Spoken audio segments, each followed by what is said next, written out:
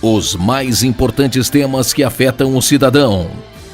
A discussão de ideias de forma aprofundada. O debate sério que ajuda você a entender os problemas que acontecem no Brasil e no mundo. Há mais de 10 anos no ar, levando a informação até você. Ideias em Debate. Olá, no ar, programas de Ideias em Debate. Hoje o nosso entrevistado é o sindicalista Rafael Freire. Rafael é secretário-geral da Confederação Sindical das Américas. A base dele aqui na cidade de São Paulo, mas ele responde pela América toda aqui, que é a responsabilidade do trabalho dele. Essa confederação ela é a união de algumas centrais sindicais. A matriz, a central maior, é a CSI, a Confederação Sindical Internacional. Rafael aqui vai falar para a gente sobre o movimento sindical da América, sobre o movimento sindical do Brasil, sobre a situação hoje que a América vive na área sindical e na área econômica. Rafael, muito obrigado pela sua entrevista. Eu quero que você fale aqui para os telespectadores o que é a CSA na verdade. Tá. Em primeiro lugar, obrigado, Mauro, aos sindicatos comerciários, para estar aqui no Ideias e Debate. Para mim é um prazer estar conversando aqui com vocês. A Confederação Sindical das Américas, como você falou, é uma regional das Américas da CSI, da Confederação Sindical Internacional.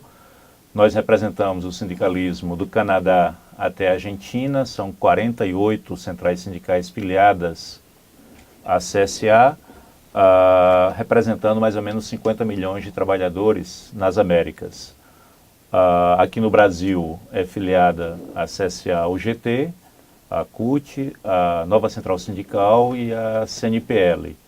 E em cada país nós temos as nossas afiliadas. As maiores centrais das Américas são filiadas à CSA, ou seja, em cada país nós contamos com as maiores centrais naqueles países que têm mais de uma central. E a ideia nossa, como você falou, é como nós respondemos a uma realidade dos trabalhadores e trabalhadoras das Américas de uma maneira unitária e enfrentando os desafios que não são poucos. Hoje a gente tem desafios muito grandes nas Américas e como nós damos coerência a uma ação sindical na nossa região.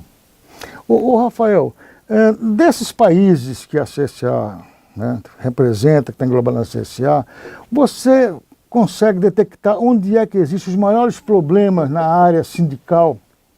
Olha, na realidade, a imensa maioria a gente tem problema na área sindical, problemas diferentes. Nos Estados Unidos, por exemplo, a gente tem problema, apesar de ter uma central sindical muito forte, a AFL-CIO, com 12 milhões e meio de filiados lá nos Estados Unidos, você tem um problema de sindicalização, porque a sindicalização lá é feita por empresa. E muitas vezes, um sindicato que é de comerciários, por exemplo, pode filiar um metalúrgico, se tiver naquela base daquela empresa, e assim vai. E lá, por exemplo, o trabalhador só recebe pelo dia trabalhado, não recebe o final de semana, não recebe as férias, ela é descontada do salário anual. Então, o sindicato responde a uma realidade. Na América Central, existe muito ataque aos sindicatos, aos sindicalistas. A média de sindicalização lá é muito baixa, de 2% a 5%, em média, nos países, e com situações de muito assassinato de sindicalistas. Na Guatemala, por exemplo, uma perseguição sindical muito forte, em Honduras. A estrutura produtiva também da América Central complica, porque são maquiladoras, não são empresas nacionais. E com o problema da migração interna, muitas vezes quando um trabalhador nicaragüense, que mora em Costa Rica, quer se filiar a um sindicato, tem a denúncia da migração, então é um tipo de problema. Na Colômbia, um país que viveu em guerra durante muito tempo, o número de assassinatos de sindicalistas é muito forte, voltou, inclusive agora no último período, a morrer sindicalistas na Colômbia, então tem um problema na ação sindical. Aqui na América do Sul, a gente tem uma realidade, Colômbia da América do Sul, mas a gente tem uma realidade, o sindicalismo brasileiro e argentino são sindicalismos mais fortes, porém, os dois sofrem de uma mesma característica. Um governo com características muito conservadoras, o que é classificado um governo de direita, que ataca muito os direitos trabalhistas. No Uruguai, onde a gente tem um sindicalismo unitário, só existe uma central sindical no Uruguai, ela é unitária, só existe uma central, mas a quantidade de direitos lá é muito forte. A central conseguiu um nível de negociação coletiva e de leis trabalhistas importantes. Agora, o que tem de comum, numa realidade que vai daqui do Brasil e se estende, é uma onda conservadora muito forte. Com a vitória do presidente aqui do Brasil, primeiro com a reforma trabalhista, que tirou muitos direitos. Pelo presidente Temer em 2017. Temer, né? E depois o Bolsonaro. O Macri na Argentina, o chileno tentando fazer uma reforma trabalhista. Na Colômbia também venceu um governo de direita que é o Duque, que ataca a reforma, os direitos trabalhistas. No Peru e na América Central existe uma onda. E com Trump nos Estados Unidos, que não respeita a sindicato, a gente tem uma onda muito difícil hoje dentro das Américas. E tem duas características, Mauro. Na realidade, três, se a gente falar de país. Primeiro, prometeram uma vida melhor e os países estão mais pobres, com mais pobreza. Na Argentina, aumentou 30% a pobreza. Segundo, um ataque à Seguridade Social. Em quase todos os países que eu citei, existe a ideia de fazer reformas na Seguridade Social que tira direitos adquiridos. Tempo de contribuição, idade para se aposentar, categorias com aposentadorias especiais. E a terceira, reformas trabalhistas. Essas três características desses governos ultraconservadores está presente na América Latina. Durante algum tempo, né, você falou que isso era uma proposta do regime neoliberal, mas o que a gente vê é que isso está ultrapassando o neoliberalismo, isso está um ataque muito forte, né, aos direitos dos trabalhadores em toda a América, que vem acontecendo, né, no Brasil principalmente, aqui nossa realidade, ela foi muito atacada, né, desde o presidente Michel Temer, agora, né, o presidente Bolsonaro, né? Como é que você, no movimento sindical, vê essas questões pontuais no Brasil? Na realidade, o seguinte, o neoliberalismo, ou a política neoliberal, que consistia basicamente em quê? Um Estado mínimo, você diminuir o Estado, portanto, privatizar várias áreas do Estado, o Estado não ser um Estado que atendesse a um conjunto de políticas, entre elas políticas econômicas, a diminuição do Estado e que o mercado pudesse gerir ou ter uma gestão das questões das relações trabalhistas. Nos anos 90, como todo, isso foi prometido. E prometido como um modelo que daria certo. O Estado é pesado, é muito direito, o custo Brasil é muito caro, e foi prometido isso. Nós tivemos uma onda neoliberal nos anos 90. O fundamental é que, assim, prometeram uma vida melhor nos anos 90 e não entregaram. Então, no final dos anos 90 e início dos anos 2000, a gente teve um processo de crise muito forte, além do desemprego, precarização trabalhista. Você sabe que nós aumentamos muito a quantidade de contrato de trabalho para contratos mais precários, a relação não saiu somente de um contrato formal, com carteira de trabalho e etc. Isso perdeu do ponto de vista democrático, porque é democrático você ter alternância de poder.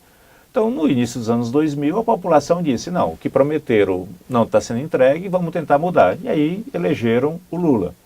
A gente teve um período dos governos Lula e Dilma, e depois nós tivemos o processo de impeachment. No processo de impeachment, ele se caracteriza num período político do que a gente considera uma terceira etapa neoliberal. Muito resumidamente, porque isso...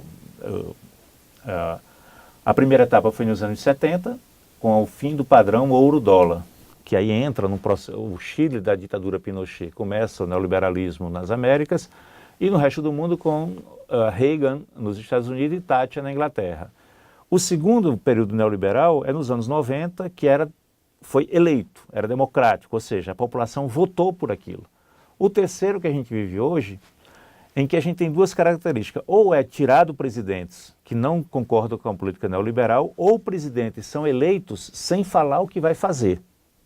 Falar em paz, falar em unidade, falar contra uma ou outra, que é o caso do Macri na Argentina. Aqui no Brasil a gente teve o processo do impeachment da Dilma Rousseff e o governo Temer, e para aplicar o modelo que está sendo aplicado no Brasil, ela necessariamente não pode ser dita à população o que vai ser feito. Então Temer, quando teve o processo de impeachment, não falou do programa que ia seguir, porque ele foi eleito 2 anos antes com a Dilma, prometendo uma coisa. Quando teve o processo do impeachment, que é considerado golpe, ele aplicou outra. A primeira medida do Temer, qual foi? Uma das primeiras medidas, a reforma trabalhista, que não estava no programa de 2 anos, quando foi eleito. Então, a reforma trabalhista. A reforma trabalhista, se fosse debatida entre os candidatos a presidência da República e explicasse para a população, veja, você vai correr o risco de perder o final de semana remunerado. Você vai correr o risco de perder suas férias. As mulheres grávidas vão poder trabalhar em local insalubre. Nós vamos acabar com o seu sindicato, que representa você. Se falasse isso, um candidato falasse isso, não era eleito. Exatamente. Então, essa característica... O que a gente tem no governo agora do Bolsonaro que intensifica os ataques trabalhistas e os ataques mais gerais? Que ele não falou nada na eleição do que ia fazer, porque ele foi eleito contra o PT. Então, essa característica, Mauro, a gente tem muito presente em outros países da América Latina. O presidente é eleito sem falar o que vai fazer. E como o início da pergunta era sobre o programa neoliberal, o programa neoliberal dos anos de hoje é diferente dos anos 90, claro, que convivia com a liberdade, com democracia. Era um programa liberal na economia, mas com a democracia no restante das relações. Hoje nós temos um ataque na economia e um ataque nas relações sociais. Ô Rafael, nós vamos fazer um rápido intervalo, mas eu quero deixar aqui uma pergunta para que você me fale sobre essa questão. Nós temos objetivamente uma questão no Brasil. O presidente eleito disse que ia melhorar a crise econômica, ia solucionar o problema do desemprego no país que avança gradativamente. Em momento algum, o presidente disse que iria, por exemplo, tirar recursos da educação, né, da saúde, e isso tem um impacto muito sério, entendeu? Muito sério, né? Eu queria que na sua ótica, desse conhecimento, né, tanto na área econômica, sindical e política das Américas, me colocasse como é que o sindicalismo, se entendeu, das Américas vê hoje a situação no Brasil. E se a gente, né, o que é que vai fazer? Nós temos 5 meses de governo, a população na rua, a iminência aí de uma greve geral por causa de uma reforma da Previdência que vai tirar direitos, né, daqueles que trabalharam durante tanto tempo, você entendeu? Uma promessa de que as pessoas vão receber na sua velhice, né, R$400, uma coisa que, né, R$400 não dá nem para pagar o almoço do ministro Paulo Guedes, né? Mas é isso que a gente está vivendo hoje. O rápido intervalo, eu quero que você faça uma análise dessa situação. Voltamos já.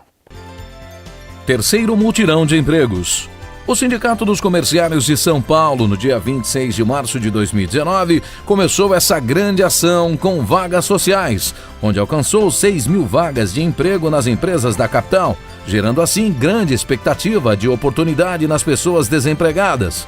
O Vale do Anhangabaú ficou tomado e alcançou a marca de mais de 15.000 pessoas nas filas se candidatando às vagas de emprego. Infelizmente, a capital tem mais de 1 milhão de pessoas desempregadas, 15% dos cidadãos que moram na cidade. O terceiro mutirão do emprego dos comerciários de São Paulo, o GT, e os padeiros de São Paulo estão desenvolvendo na nossa querida capital de São Paulo. É muito triste quando a gente mostra a cara do desemprego.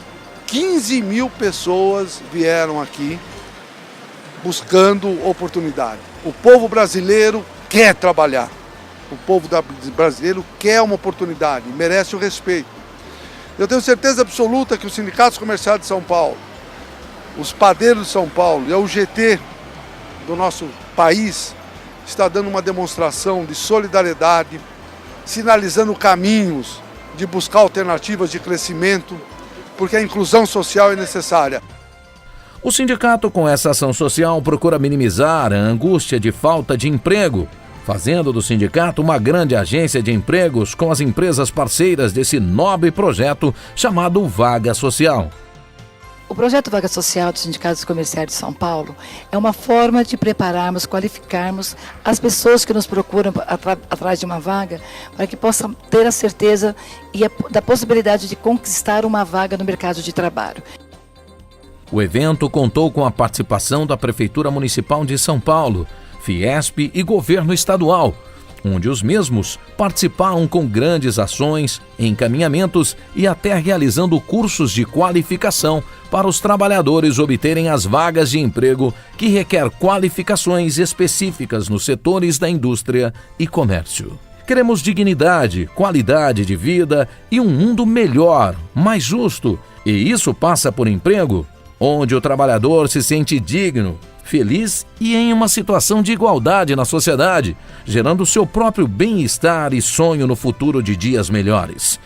E é assim, pensando no trabalhador, que o sindicato segue firme e forte, lutando, cuidando e sonhando dia a dia por oportunidades e igualdades para todos.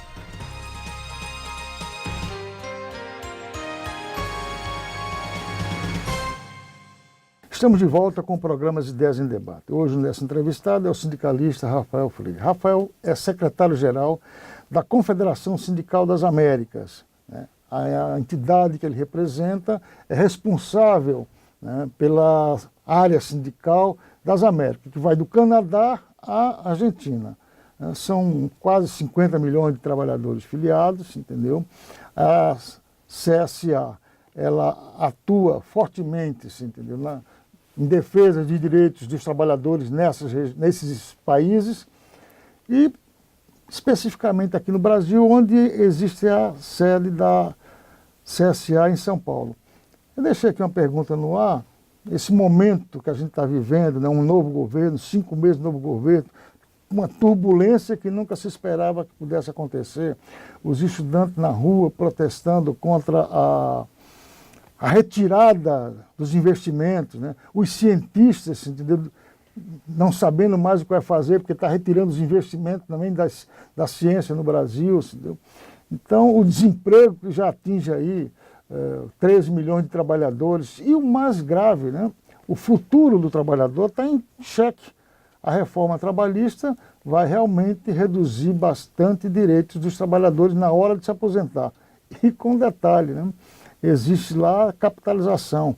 Os empresários vão deixar de contribuir e só o trabalhador vai contribuir, com a possibilidade de só ter direito a R$400 no fim da sua aposentadoria e no fim da sua velhice. Rafael, como a CSA vê essa situação hoje no Brasil? Em primeiro lugar, a gente vê com bastante tristeza, porque nas Américas, Mauro, havia uma ideia que o Brasil poderia ser um modelo de democracia e um modelo de relações de trabalho. Isso, eu sei que você já viajou para vários países, você viveu isso no passado. Na OIT, na Organização Internacional do Trabalho, o Brasil era tido como uma referência, então com tristeza. Com tristeza porque nós temos um retrocesso muito forte. Aqui, e várias das perdas de direitos, você já falou aqui.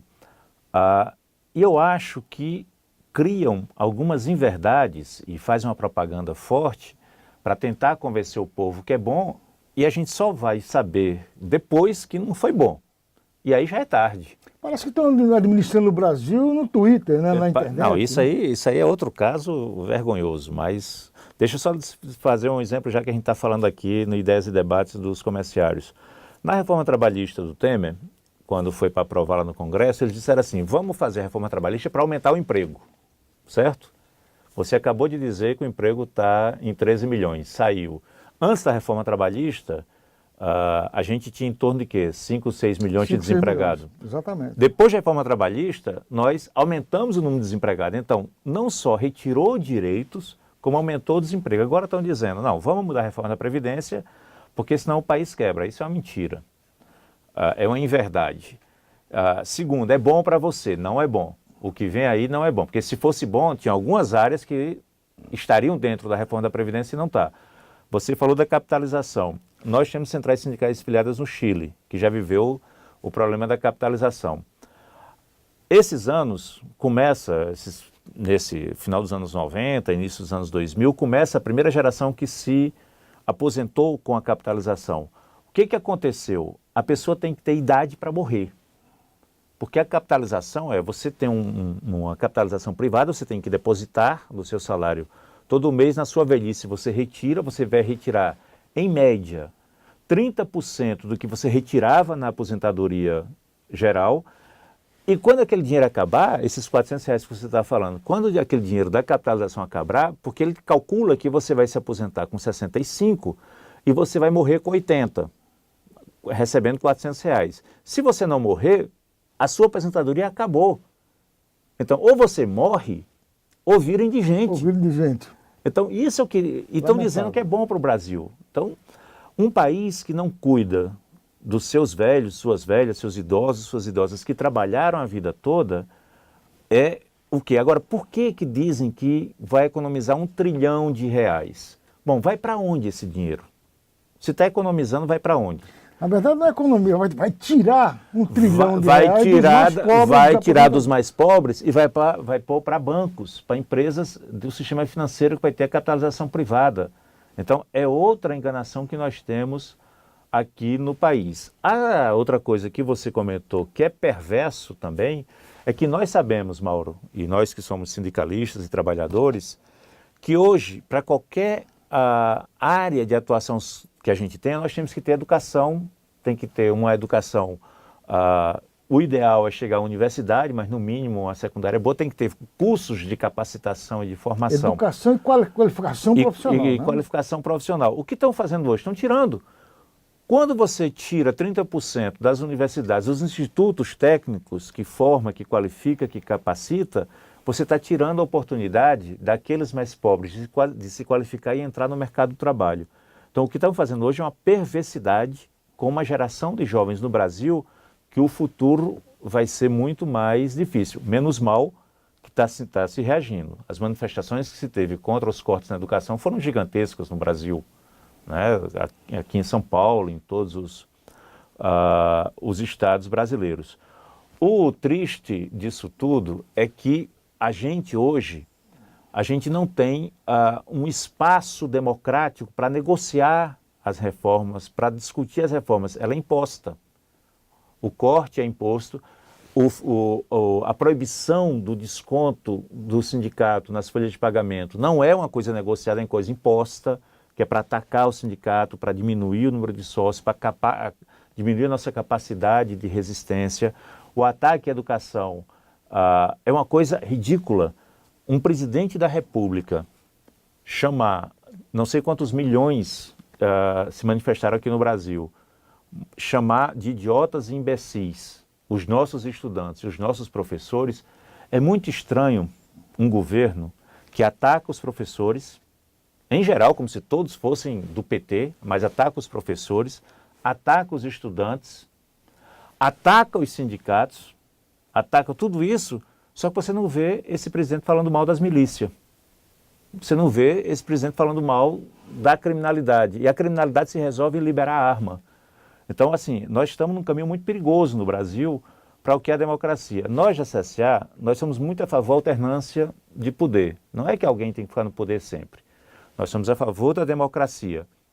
Agora... A alternância do poder é saudável para a própria democracia. A alternância, né, do poder que garanta regras democráticas. Não é quando alguém entra no poder, vai mudar tudo, vai começar do zero. Então, que seja saudável para a democracia, como você tá falando. Infelizmente, a gente vive momentos muito difíceis no Brasil em relação a isso. Muito difíceis. São 5 meses de um governo, né, que até agora só sinalizou-se, entendeu, questões que vão realmente impactar numa pior qualidade de vida para o brasileiro. Num momento muito difícil, né? Não foi só da educação que tirou, da pesquisa científica também. Pesquisa científica. Tira a ideia da soberania nacional. Pois é, como é um país que, sabe, não investe na sua pesquisa científica, né? Foi tirado dinheiro também. Os professores nem se fala, né? O professor é realmente a base de uma formação futura, né? Então é uma situação muito difícil. Mas eu vejo, por outro lado, viu, Rafael, que já existe uma reação do Congresso. Dois projetos aí do presidente que foram, né, houve uma reação do Congresso. 300 deputados assinaram uma solicitação para o ministro da Educação comparecer ao Congresso para se explicar do porquê, né? E todo brasileiro deve ter ouvido o ministro dizer o seguinte: perguntar se os deputados que estavam lá, alguém trabalhou um dia na vida. Quer dizer, realmente, né, foi exatamente isso que o nosso ministro da Educação fez, né? Seria cômico se não fosse trágico, né? Pois é, né? Infelizmente foi essa a posição que o ministro teve, né? Mas, Rafael, a gente espera realmente que haja, né, uma mudança de rumo, né?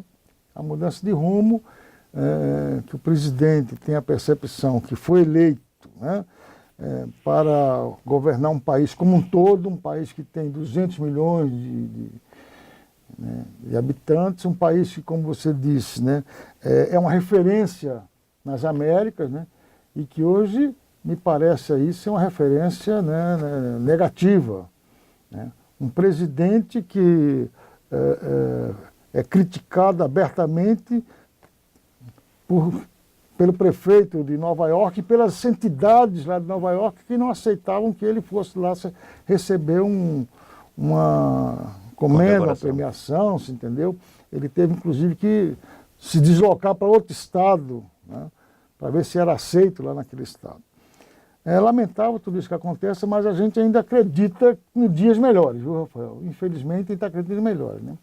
E aí vai ver depois dessas grandes manifestações que nós assistimos, né, no dia 15, existe aí uma mobilização da sociedade, uma mobilização dos trabalhadores, uma mobilização dos estudantes, para dar um grito de alerta no dia 14 de junho, que é uma convocação para a greve geral. Eu não sei se a greve geral ela é uma solução, né? Eu acho que a gente tem que ter diálogo e ter que ter conversa. Mas se o governo não aceita conversar com a sociedade, qual é o instrumento que a sociedade tem? A greve é um instrumento constitucional. Está previsto na Constituição, né? É um instrumento constitucional, né? E a gente espera que isso tenha resultados melhores para o Brasil e para a sociedade como um todo. Sem dúvida. Rafael, muito obrigado. Televisão é tempo. Nós estamos aí, sabe, com o nosso tempo esgotado. Agradeço a você pela audiência e até o próximo programa.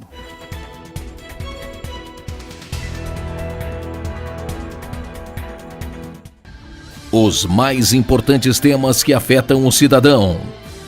A discussão de ideias de forma aprofundada.